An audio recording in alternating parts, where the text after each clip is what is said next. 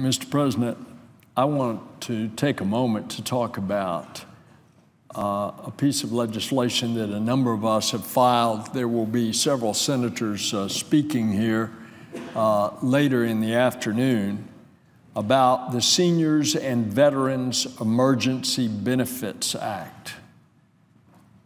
It's a very important piece of legislation to help millions of Americans who depend on Social Security benefits to make ends meet.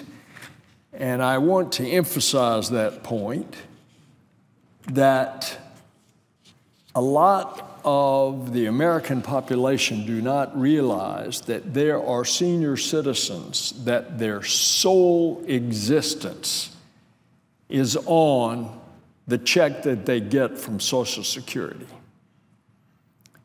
And therefore, if something unexpectedly goes up in price, and unfortunately, we have seniors that are facing the situation of either food or some of their medicine.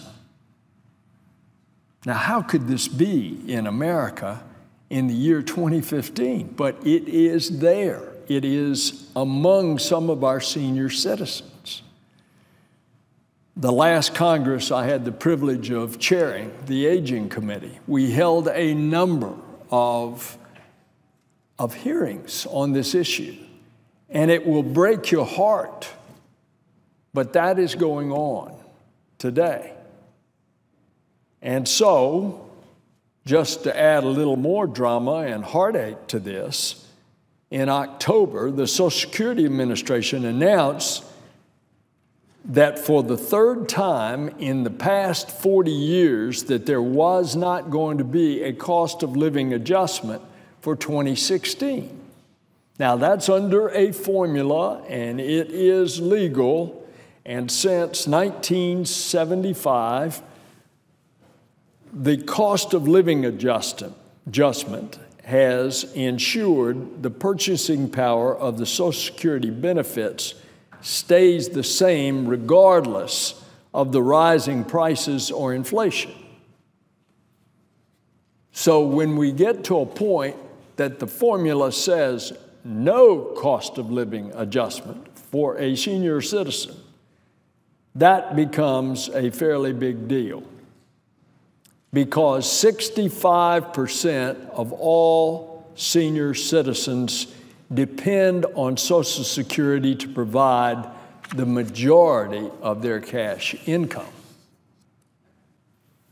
So it's real money that they depend on to rely to help make the basic expenses.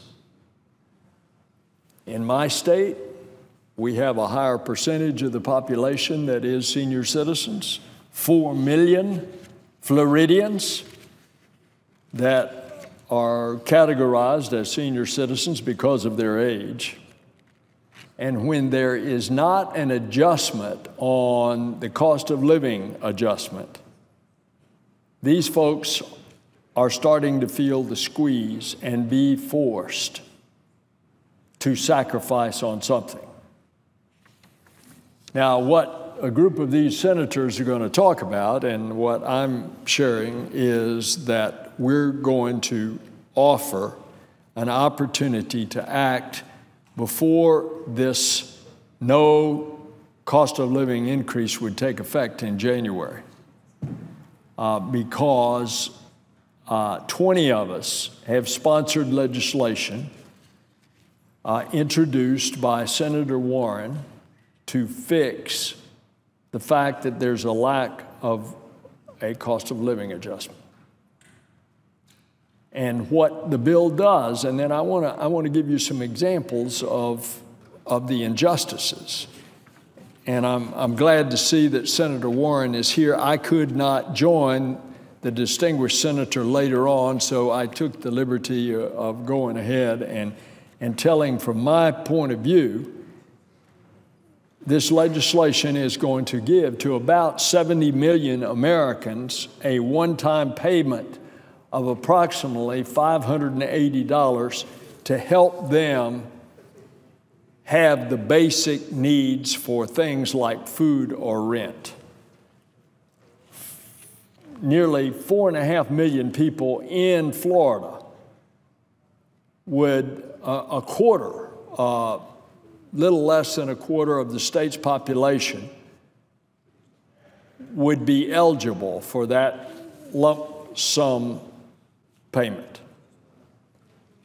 9 million veterans who receive Social Security benefits would receive a benefit under the bill.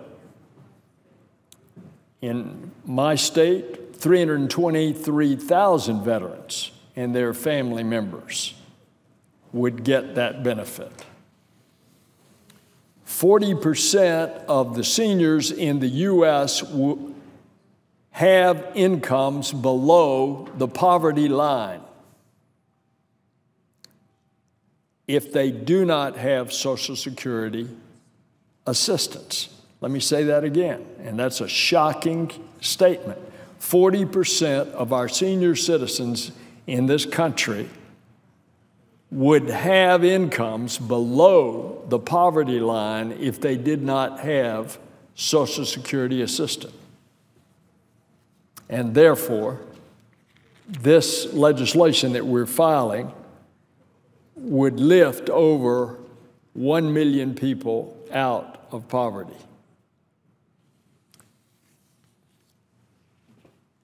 You know, to some, a benefit of $580 may seem insignificant, but in reality, it's going to make the difference to millions, because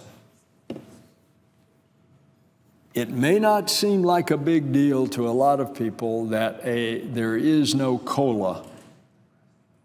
But if that senior does not have the money to pay the rent or a utility bill or a trip to the doctor or the groceries that they need for their nutrition, that $580 is the difference. Many Americans are living paycheck to paycheck and are forced to make these tough decisions. And we ought to be making it easier for them. That's our job. There are no excuses. So I intend to work with our colleagues to see if this is a possibility.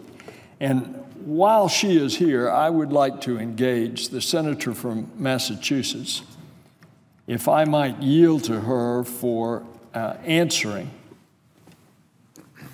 As we sat on the Aging Committee and we heard the testimony of just how dire and on the line, on the razor's edge, the income is for senior citizens with these Social Security benefits, where that does not keep up with the cost of living, that surely there is a cost of living increase in one year over the other, but if they don't reflect that in their Social Security check, does that not invite a tremendous hardship on that elderly person?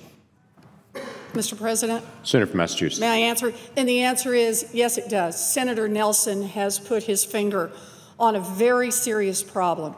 And that is that every year, because of policies made here in the Senate, we do a calculation of cost of living changes for Social Security. The problem is that calculation for cost of living changes is based on only about a quarter of the population. It's not based on the whole population, and it's certainly not based just on those who receive Social Security. We know from independent analysis that costs have gone up for seniors. But because of the policies made here in Congress, there will be no cost of living increase for seniors this year. That means they face higher costs, and yet at the same time, they're going to have a flat income. The proposal here to give them a one-time payment of about $581 is enough to pay 3 months worth of food bills for the average senior.